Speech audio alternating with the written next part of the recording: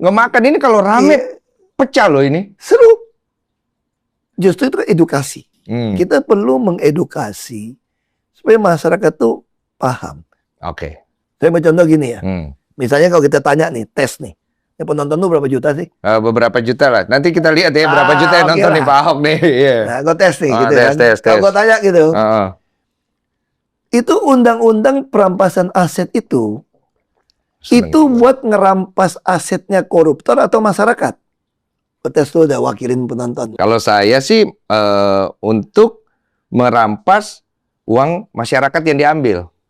Nah, tapi kan kesannya kan ngomongin narasi yang dibangun. Iya, uangnya dia.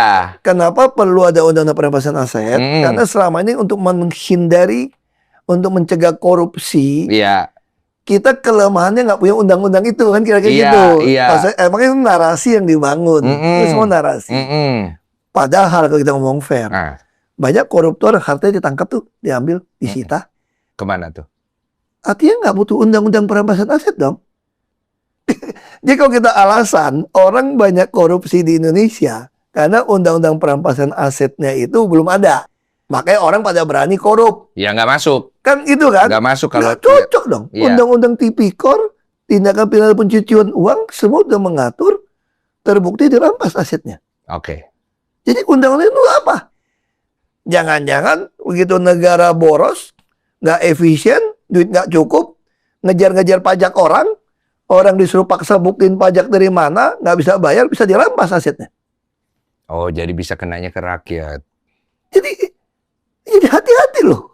Iya, bisa pisau bermata dua. Iya dong. Lagi sekarang buat apa sih undang-undang perampasan aset? Kalau aset koruptor udah pasti bisa disita kok. Kan udah ada kan tindakan pidana pencucian uang, Tipikor. Buktinya yang baru-baru wakil menteri yang ketangkap, mobilnya ketemu juga disita. Nggak butuh tuh undang-undang perampasan aset. Mantan Gubernur DKI Jakarta Basuki Cahayapurnama alias Ahok menyebut pembahasan rancangan undang-undang perampasan aset tidak perlu lagi berlarut-larut. Hal ini karena Indonesia sudah memiliki dasar hukum yang cukup kuat untuk menyita aset pejabat yang kekayaannya tidak wajar.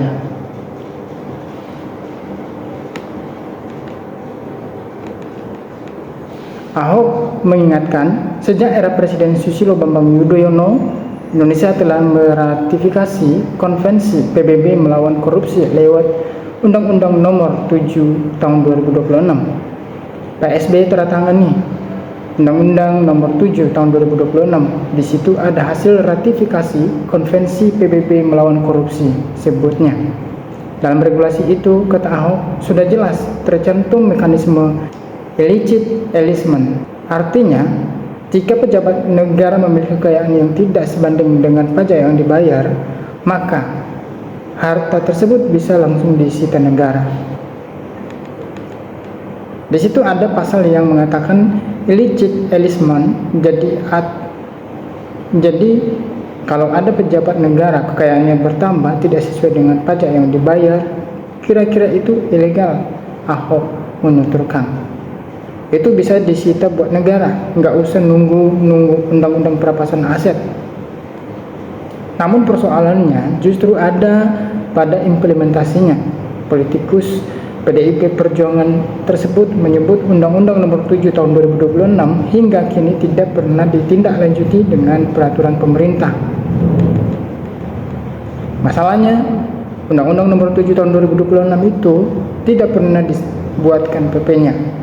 Diketahui pimpinan DPR Republik Indonesia memberikan atensi terhadap rancangan undang-undang perampasan aset dalam rapat evaluasi program legislasi nasional atau Prolegnas tahun 2025. Rancangan undang-undang perampasan aset bersama dua undang-undang lainnya, yaitu Undang-Undang Kamar Dagang Industri dan Undang-Undang Kawasan Industri disepakati oleh seluruh fraksi dan pemerintah untuk masuk dalam Prolegnas tahun 2025.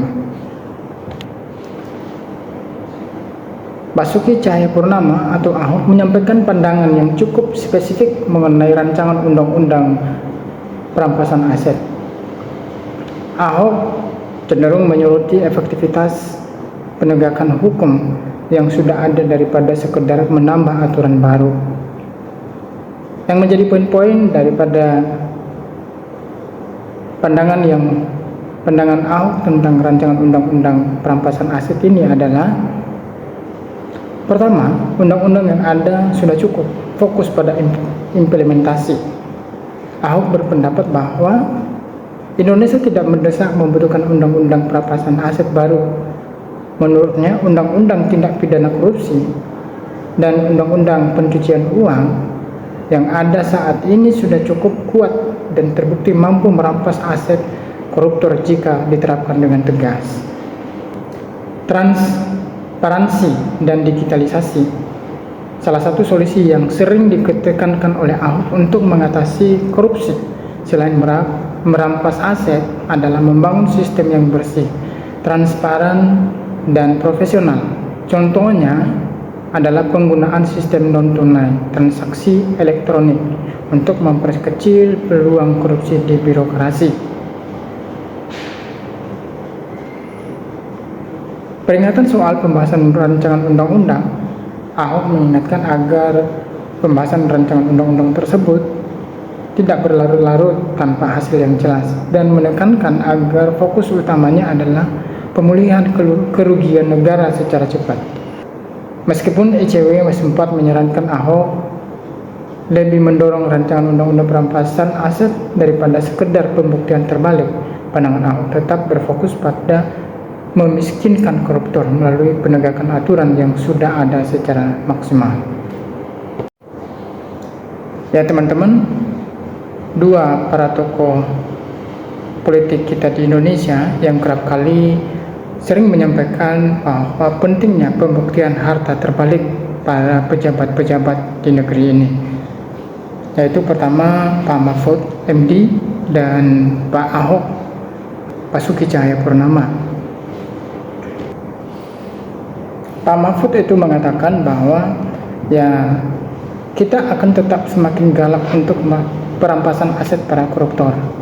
Kalau perlu nanti pada saatnya kita buat undang-undang pembuktian terbalik, meskipun untuk sebagian undang-undang pembuktian terbalik itu sudah dilakukan. Terkait pembuktian terbalik, Basuki Cahayapurnama atau Ahok menyampaikan pentingnya pembuktian harta terbalik karena merupakan hasil ratifikasi negara-negara anggota PBB untuk melawan korupsi. Terkait pembuktian terbalik, Basuki Cahayapurnama atau Ahok kerap menyampaikan pentingnya pembuktian harta terbalik karena merupakan hasil ratifikasi negara-negara anggota PBB untuk melawan korupsi. Aturan pembuktian terbalik tersebut sangat penting untuk menjunjung tinggi integritas pejabat baik eksekutif maupun legislatif. Pembuktian terbalik merupakan instrumen hukum yang dapat digunakan untuk membuktikan asal-muasal harta kekayaan yang diperoleh seseorang. Ya, menurut Ahok, pembuktian harta terbalik bukan hal yang sulit. Lihat saja gaya hidup pada pejabat dan keluarganya. Jika ada yang tidak wajar terkait gaya hidupnya, maka perlu dicek atau dilacak sumber kekayaan si pejabat tersebut. Kompas pernah melansir bahwa 17 dari 33 gubernur di Indonesia saat ini sedang menjalani proses hukum yang terkait dengan kasus korupsi. Di tingkat kabupaten kota tidak kalah parahnya, lebih dari 100 bupati dan wali kota juga menghadapi hal yang sama. Merajalela korupsi di daerah dalam era desentralisasi berarti pembangunan kita akan